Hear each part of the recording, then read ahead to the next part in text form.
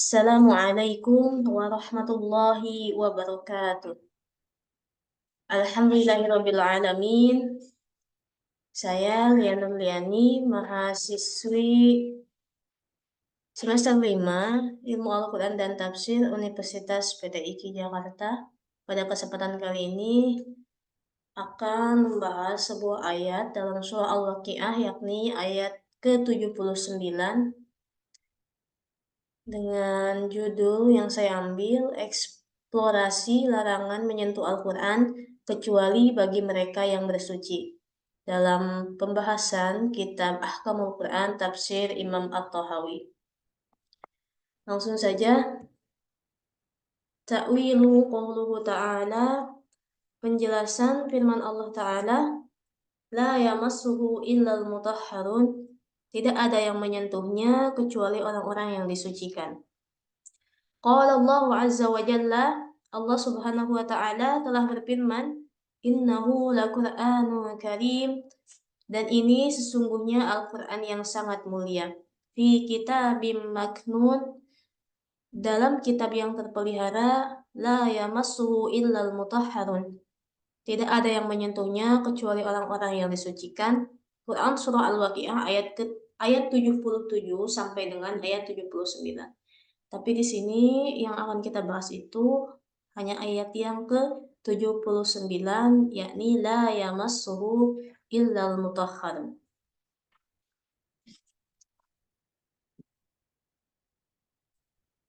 Fakhtalafa an-nasu fi ta'wil lihadhil ayah, maka para ulama berbeda pendapat dalam menjelaskan ayat ini.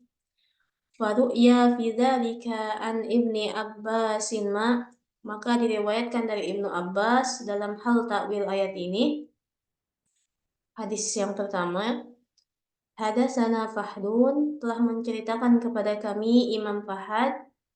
Qala, Imam Fahad berkata, hadatsana Muhammad bin Sa'id bin Zubair an Ibni Abbas,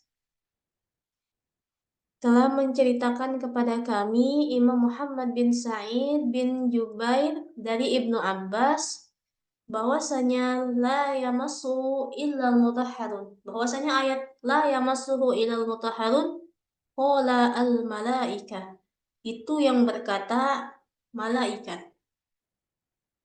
Wa qad ru'ya an Anas bin Malik fi ta'wiliha aidan masalu hadzal qaul aidan, dan sungguh telah diriwayatkan dari Anas bin Malik dalam penjelasan ayat ini juga, dan penjelasan beliau sama juga dengan penjelasannya Ibnu Abbas. Hadatsana Ruhu binul Faraji, telah menceritakan kepada kami Imam Ruh bin Farji. Qala, Imam Ruh bin Farji berkata, hadatsana Yusuf ibni Adi, telah menceritakan kepada kami Imam Yusuf bin Adi. Qala, hadatsana Abul Ahwasu an Asimil Ahwali an Anas bin Malik fi qaulillahi azza wa jalla.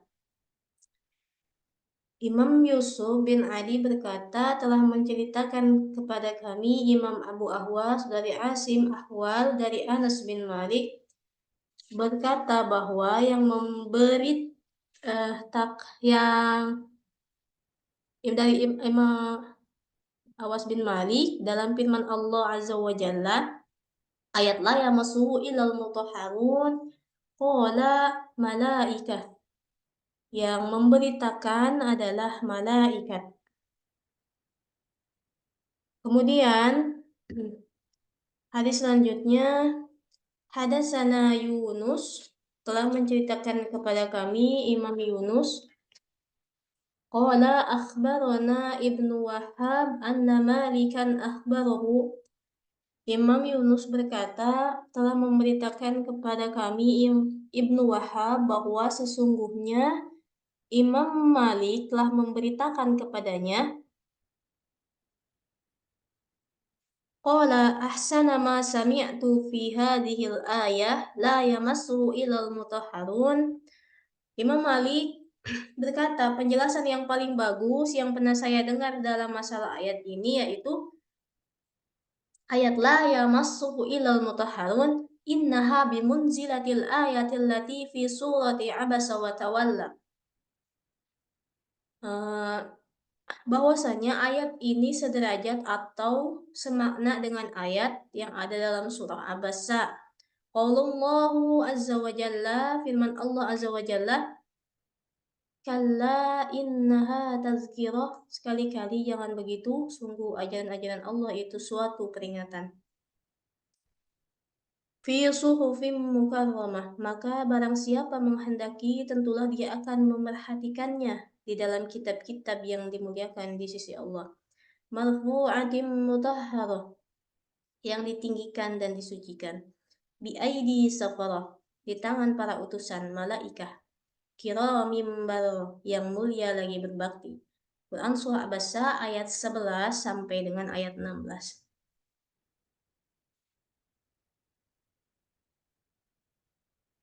Wa qad ruwiya an Salmanil Farisi khilafa dzalik. Dan sungguh telah diriwayatkan dari Salman Al-Farisi penjelasan yang berbeda dengan penjelasan yang ini. Jadi menurut Salman Al-Farisi bahwa ayat la yamassuhu ilal mutahharun itu tidak semakna dengan surah Abasa ayat 11 sampai dengan ayat 16.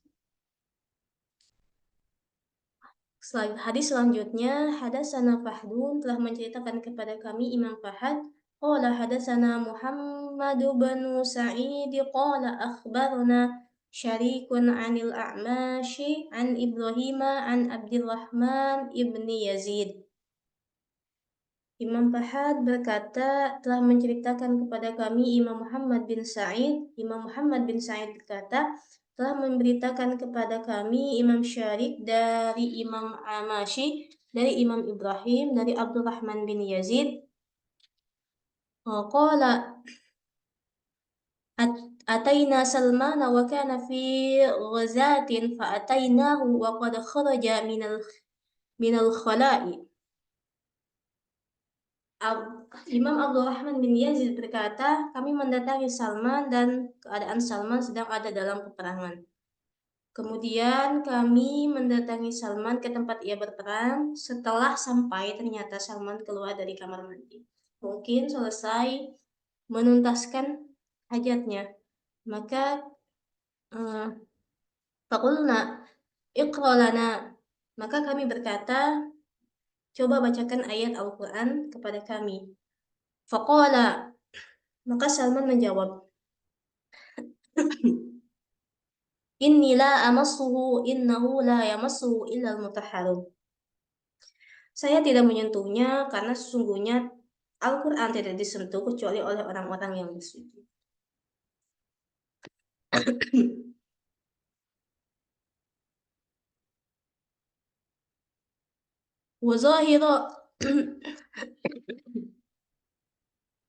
Wazahirun hadal hadisi innahu la yaqra'ul Qur'ana illal mutahharun. Zahirnya, hadis ini menjelaskan bahwa tidak boleh membaca Al-Quran kecuali orang-orang yang suci, baik dari hadas kecil maupun dari hadas besar. Ghairu annahu qad ruwiya hadzal haditsu bi alfadhi aksar min hadhihi dallat ala anna madhhaba Salman fi dzalika ghairu alladhi dalla alaihi hadzal hadits. Kecuali sungguhnya telah diriwayatkan hadis ini dengan beberapa lafaz yang lebih banyak dari ini yang menunjukkan bahwasanya mazhab Salman dalam masalah penjelasan ayat la yamassu ilal mutahharun itu bukanlah atau tidak sama dengan yang ditunjukkan oleh hadis ini. Hadis ini selanjutnya hadatsana Abdul Ghaffar ibni Dawud al-Harani wa Asbagh bin al-Faraji ibni Sa'id al-Qurashi. Sebelumnya yang menceritakan ini adalah Yahya bin Utsman, beliau berkata, telah menceritakan kepada kami Abdul Ghaffar bin Daud Al-Harani dan Asbal bin Faraj bin Sya'id Al-Qurashi. Qala, mereka berdua berkata, Hadatsana Isa bin Yunus anil A'mashi an Ibrahim an Abdurrahman bin Yazid. Telah menceritakan kepada kami Imam Isa bin Yunus dari Imam A'mas dari Ibrahim dari Abdurrahman bin Yazid.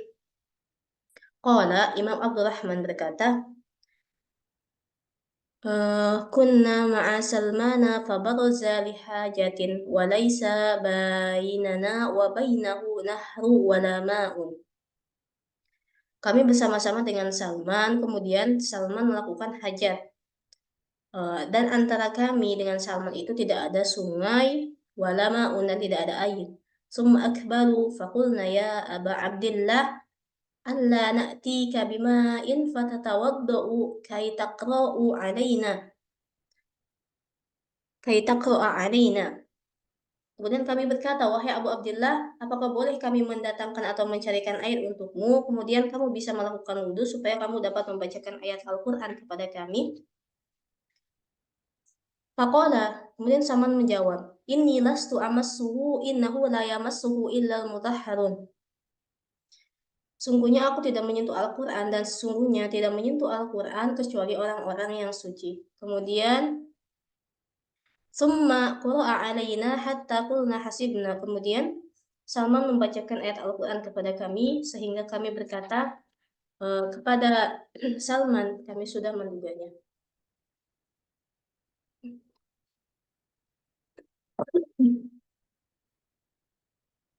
Kemudian di halaman terakhir, fadalla hadzal haditsu ala anna Salman innama arada biqaulihi. Maka hadis ini menunjukkannya bahwasannya sahabat Salman pastinya menghendaki perkataannya bahwa maksud perkataannya inni lastu amassahu ay lastu biqiraati iyyahu mumassalahu. Saya tidak membaca Al-Quran dalam keadaan menyentuh Al-Quran. Jadi ketika Imam Salman dalam keadaan berhadas, baik itu kecil ataupun berhadas besar, beliau tidak membaca Al-Quran dalam keadaan menyentuh Al-Quran. Kemudian, summa qala la yamassuhu illal mutahharun, yakni bil aidi la bit tilawati. Kemudian Imam Salman berkata, tidak menyentuhnya Al-Quran kecuali orang-orang yang suci. Maksudnya, tidak boleh memegang Al-Quran dengan anggota tubuh kita. Kalau sekedar membacanya tanpa menyentuhnya, walaupun sedang berhadas, itu diperbolehkan atau tidak apa-apa. Fahadha alladhi wajadnahu an ashabi Rasulillah sallallahu alaihi wasallam fi ta'wili hadhil ayah. Maka inilah penjelasan-penjelasan yang telah kami temukan penjelasannya dari sahabat-sahabat Rasulullah Shallallahu Alaihi Wasallam dalam penjelasan ayat ini. Fa'amma wajhu ma ru'ya an ibni Abbasin wa Anasin fi ta'wiliha fa'alal ikhbari minallahi azza wa jalla. Maka adapun penjelasan yang diriwayatkan dari Ibnu Abbas dan Anas dalam takwil ayat ini, wahwa annahu la yamassuhu illa al-mutahharun la 'ala nahi an mumasatihi illa 'ala taharati. Maka itu redaksinya adalah pemberitaan dari Allah, yakni la yamassuhu. Redaksinya posisi lam nahi di situ adalah larangan untuk memegangnya kecuali untuk orang-orang yang bersuci. Wa amma wajhu ma ru'ya an Salmanu fa'alan nahi minallahi azza wa jalla lil ibadi alla yamassu illa tahirina. Ay la yamassu al musahifa al maktuba fiha illa wahum tahiruna. Dan adapun penjelasan yang diriwayatkan dari Salman, maka itu redaksinya menggunakan nahi, larangan kepada manusia untuk tidak menyentuh Al-Quran kecuali orang-orang yang suci.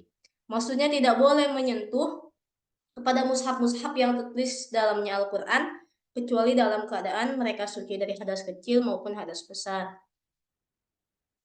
Wa ammal wajhu fi dzalika indana fa'ala ma qala Ibnu Abbasin wa Anasin. Dan adapun penjelasan dalam ayat ini, Imam At-Tahawi ikut kepada yang diucapkan oleh Ibnu Abbas dan sahabat Anas. Li'annahu qala azza wa jalla la yamassuhu birraf'i. Karena sungguhnya Allah Subhanahu wa taala berkata la yamassuhu itu sinnya dibaca rafa. Fakana dzalika 'ala al-ikhbari, maka ketika diropakan itu adalah redaksinya memberitakan. Walau kana 'alal amri lakana la yamassahu bil fathi. Dan jika redaksinya adalah perintah, bukan berita, maka pastinya sinnya itu dibaca fathah, la yamassahu. Lianna asla hadzal harfi taskilu wa innama huwa yamsashu. Karena asalnya huruf ini adalah memberatkan ya, yaitu asalnya dari kata yamsashu. Fa idza udghimta ihdas sinaini fil ukhra ada mawdi'ul jazmi ilal fathi. Dan ketika salah satu sin diidghamkan pada sin yang lain, yakni sin yang pertama diidghamkan kepada sin yang kedua, yamsashu, maka yang tadinya dibaca jazm harus dibaca fathah. Walakinna la nubihu lil junubi wala lil muhdisina ghairal mutawaddiina mumasatul mushafi hatta yatatahharu.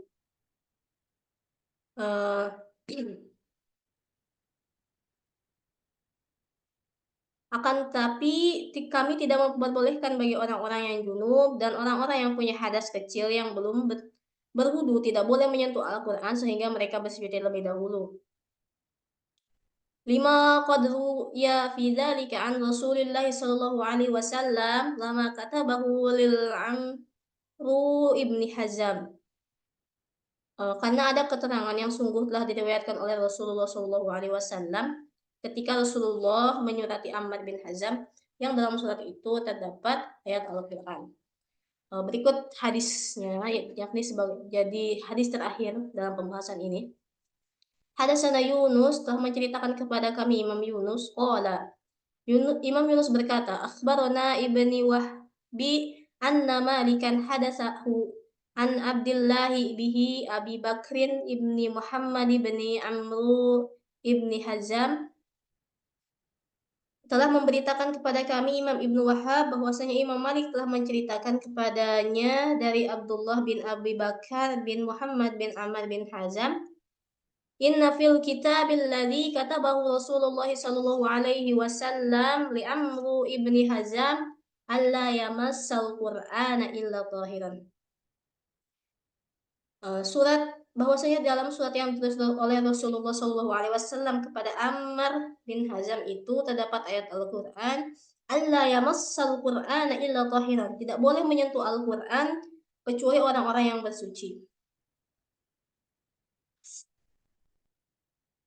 Wadzalika indana 'alal masahifil maktubi fiha Al-Quran. Dan penjelasan ayat ini menurut kami adalah tidak boleh menyentuh Al-Quran kecuali orang-orang yang suci. Maksudnya tidak boleh menyentuh Al-Quran, yaitu mushaf-mushaf tertulis di dalam Al-Quran, ataupun menyentuh sesuatu yang di dalamnya tertulis ayat Al-Quran.